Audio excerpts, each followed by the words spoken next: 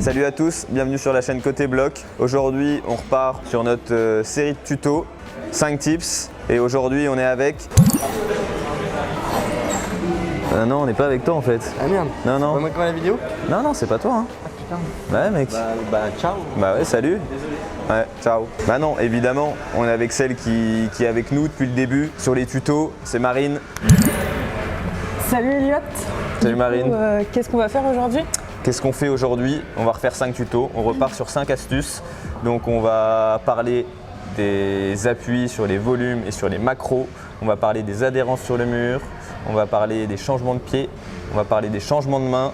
Et on va parler aussi un peu de lecture de bloc. Ok. Du coup, ça te parle un peu ça... Ouais. Oui, du coup, c'est ce que je suis en train d'approfondir en ce moment, justement. Ouais. Et voilà, c'est toujours utile pour progresser. Ouais, bah oui. Bon, bah parfait. Astuce numéro 1, on va parler des appuis sur les volumes et sur les macros. Alors, les macros, voilà, c'est des grosses prises. On retrouve de plus en plus ça dans les salles d'escalade modernes, des grosses prises. Et on appelle ça des macros. Et des appuis aussi sur les volumes. Donc là, on va retrouver aussi plein de volumes. Ça peut être des petits volumes comme ça en bois. Ça peut être des gros volumes. Ils peuvent être de plein de couleurs. Mais ça aussi, des volumes, il y en a de plus en plus. Les ouvreurs vont jouer avec ça pour modifier les profils, pour donner de la diversité du coup au profil et au mur. Voilà, on utilise de plus en plus ces volumes. Hop. Donc, on va parler des positionnements pour adhérer au mieux sur ce genre de prise ou ce genre de volume. Allez, c'est parti. Bon, pour bien illustrer notre propos, on va partir sur un profil plutôt en vertical. Allez, on voit ça du coup avec Marine là sur... c'est le début d'un bloc pas très dur, mais même là dans ce bloc pas très dur, ça commence sur des volumes. Donc on va voir comment être le mieux positionné pour bien adhérer déjà sur les volumes et puis pour garder au mieux son équilibre. Allez, c'est parti. Du coup, Marine, ouais. Tu l'as déjà fait ce bloc, tu le connais. Là, ce que j'aimerais bien voir surtout, c'est que c'est vraiment ton placement. J'aimerais bien que tu te places au mieux pour, pour être bien contre le mur et garder ton équilibre. Comment tu ferais là si tu devais t'engager, si tu devais te mettre en position là sur le départ de ce bloc? Vas-y, montre-moi. Montre-moi. En statique? Ouais, essaye de démarrer en statique pour... Voilà. Ok, mais fais pas le bloc, du coup. Mais là, on peut voir que sur les volumes, le mieux, ça va être déjà d'être bien à l'extérieur du volume. Là, elle le fait bien. Là, les pieds sont bien à l'extérieur du volume. Plus les pieds vont être à l'extérieur du volume, plus notre corps va pouvoir, notre buste va pouvoir être collé au mur. Et plus on pourra garder notre équilibre et pas être éjecté en arrière. Si on met les pieds trop contre le mur, eh ben, notre corps va partir en arrière. Aussi, c'est bien d'avoir, là elle le fait très bien avec son pied gauche, c'est bien d'avoir les talons bien bas.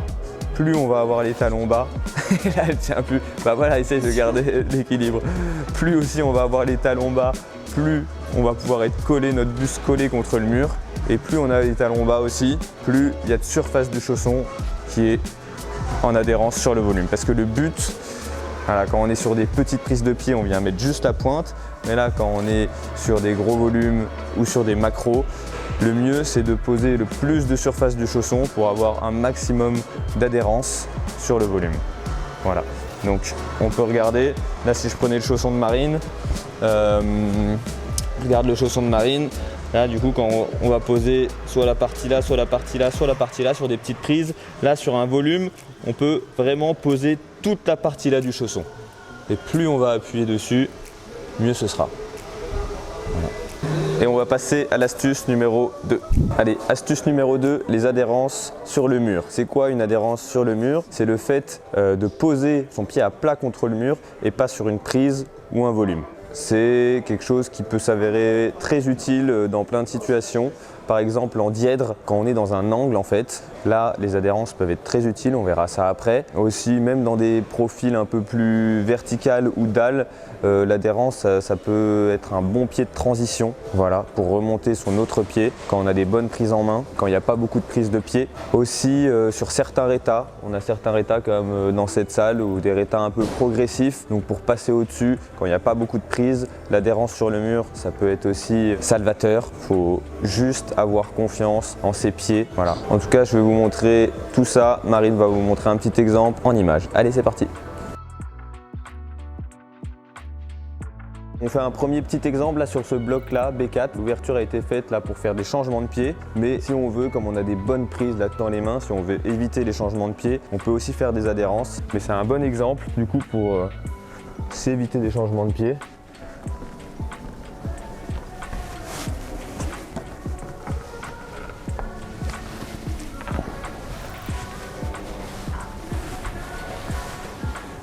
Et là du coup en haut, on a un réta. Donc là c'est pareil, on peut utiliser, pour pas avoir à mettre son pied trop là, on peut utiliser le réta aussi en adhérence. Si on a bien confiance en ses pieds, il n'y a aucun souci. En tout cas, pour l'adhérence sur le mur, c'est un peu le même principe, on va dire, dans certaines situations que sur les prises, sur les grosses prises ou sur les volumes. Pour que notre adhérence elle tienne au mieux, c'est de poser le plus de surface du chausson. Et aussi, ce qui est important, on va le montrer en image, le mieux c'est d'être bras tendu pour pouvoir pousser au maximum sur son pied. L'adhérence tiendra mieux si on est bras tendu. Là, on va pouvoir mettre tout son poids sur le pied. Marine va partir dans un bloc en dièdre. Enfin, dans les blocs durs, il n'y aura pas beaucoup de prise et on sera obligé des fois pour faire des mouvements de vraiment prendre adhérence contre le mur, que ce soit avec les mains ou les pieds. Donc là, il faut avoir confiance en ses pieds. Donc Marine là, va faire un petit exercice là parce que le dièdre il est un peu trop facile. C'est que tu vas faire la blanche mais sans prendre les prises de pied. Ok? Donc là, tu vas essayer de faire la blanche qu'en faisant des adhérences. Donc, mais au lieu d'utiliser les petites prises de pied là, tu essayes de faire le bloc en adhérence. Donc tu as les mains là. Les mains là, les mains là, les mains là, mais t'as pas tous ces petits pieds, juste les pieds de départ. Je sais pas ce que ça peut donner, j'ai pas essayé, mais voilà, là comme ça on est vraiment dans un vrai dièdre où il faut être en opposition.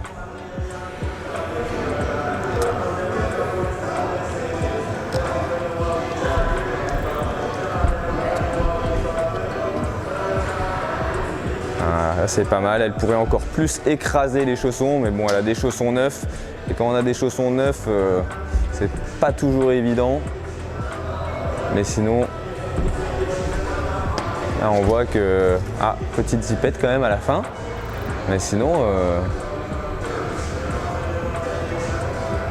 on voit vraiment qu'elle n'a pas eu besoin de pied finalement. Donc si on est confiant sur les pieds et qu'on pousse bien dessus, qu'on met bien notre pied à plat, et ben normalement, voilà, notre pied il tient en fait. C'est comme sur les rétas, au début on n'a pas confiance, surtout quand on est sur des appuis comme ça, quand il n'y a pas de prise, on se dit mais notre pied il va jamais tenir.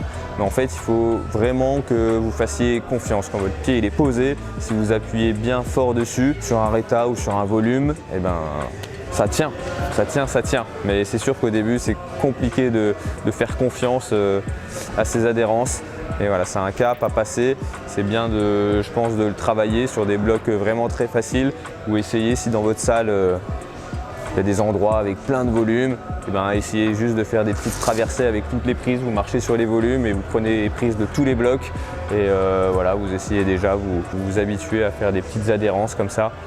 Ça peut être top. Astuce numéro 3, du coup là on va parler des changements de pied. C'est quoi un changement de pied? On a parlé un peu là des adhérences sur les volumes, sur les macros. En général, il n'y a pas besoin de savoir faire un super changement de pied, mais quand on retrouve des petites prises, parce que oui, il y a encore des petites prises, il y a beaucoup de volumes, beaucoup de macros, mais on retrouve encore des petites prises quand même dans les salles d'escalade où il faut venir faire un changement de pied efficace pour pas glisser, pour pas tomber, tout simplement. Donc on va voir 3 changements de pied dans un instant avec Marine. Allez, c'est parti. J'ai pris les chaussons de Marine et puis je vais faire les exemples là avec les chaussons en main. Après, Marine le fera en réel.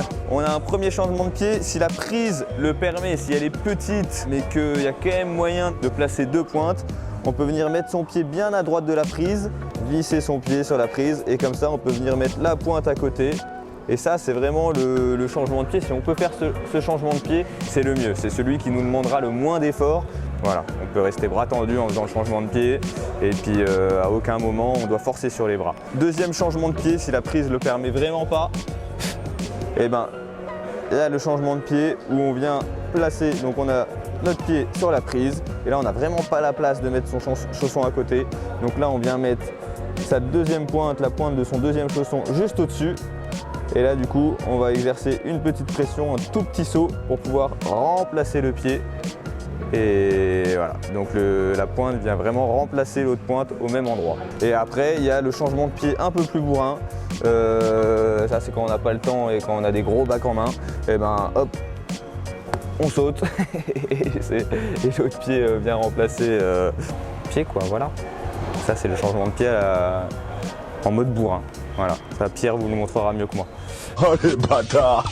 Marine, est-ce que tu veux nous faire ces 3 changements de pied en exemple? Tu commences là, tac, tu vas chercher le pied ici, parce que du coup là on va imaginer que le pied il est quand même un peu loin. On imagine qu'il faut aller le chercher le pied. Du coup là je place déjà au préalable mon pied au bout de la prise. Et quand je me déplace, là du coup je peux visser la pointe pour laisser de la place et remplacer mon autre pied. Ouais. Voilà, on voit qu'elle utilise la petite technique de vissage. Donc là, je pense qu'elle va faire la méthode où elle vient placer voilà, la pointe juste au-dessus. Là, il va falloir aussi qu'elle garde l'équilibre. Ah, voilà.